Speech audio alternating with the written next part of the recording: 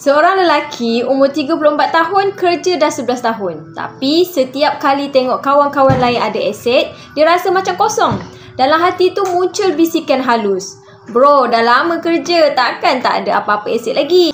Jomlah beli rumah, baru nampak steady. Dia pun termakan hasutan tu. Terus sign beli apartmen, bayar ansuran dalam 3,000 sebulan.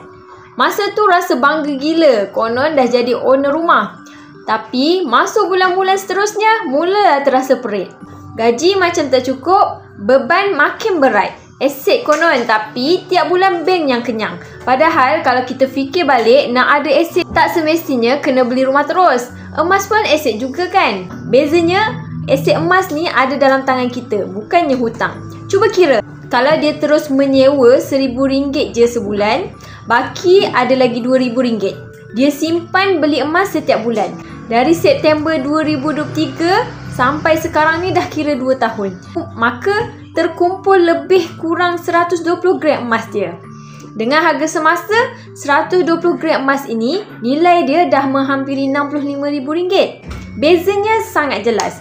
Satu beban hutang, satu lagi simpanan yang makin bernilai.